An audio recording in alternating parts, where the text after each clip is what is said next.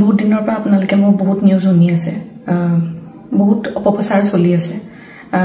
যি নিউজ বাজিছে তাৰ 10% সঁচা নহয় আৰু মই ইমান দিনে একো মাত মাতিব পৰা নাই কাৰণ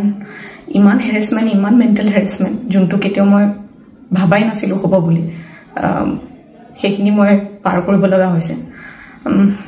মেন্টেলি প্ৰস্তুত নাছিলো কোনো ধৰণৰ কথা ক'বলৈ বা কিবা ষ্টেটমেন্ট দিবলৈ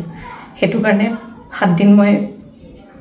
যেনে কটালো কিন্তু এতিয়া জুখতকৈ বহুত বেছি অপপ্ৰচাৰ চলিছে বহুত ধৰণে মোক হাঙুৰ খুৱাইছে বিভিন্ন ক্ষেত্ৰত ন্যায়ালয় মোক দুখী কৰা আগতে নিউজ মিডিয়াই মোক দুখী কৰি মোক এতিয়ালৈকে ফাঁচি দিছে মোক অলৰেডি মই দুখী বুলি কথা কৈছে আৰু বহুত ধৰণৰ নিউজ বিভিন্ন ধৰণৰ নিউজ য'ত মোৰ কেছটোৱে ট্ৰেডিঙৰ ওপৰত আছিলে কিন্তু এটা কেছটো অকল মোৰ ওপৰত হৈ গ'ল আজি ফাইনেলি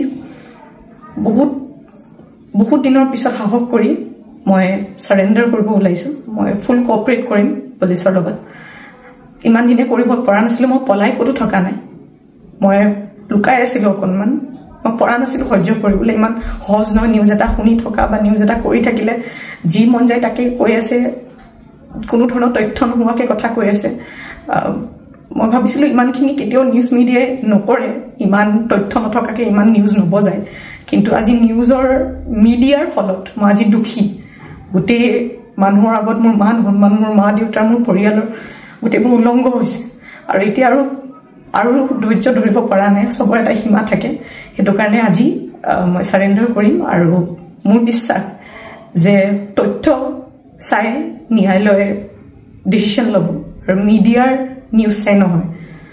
সো আজি মই সাৰেন্ডাৰ কৰিম আৰু মই ফুল কোঅপাৰেট কৰিম পুলিচৰ লগত আৰু মোৰ বিশ্বাস যে যদি মই সত্য হয় মোৰ কোনো ধৰণৰ শাস্তি নহয়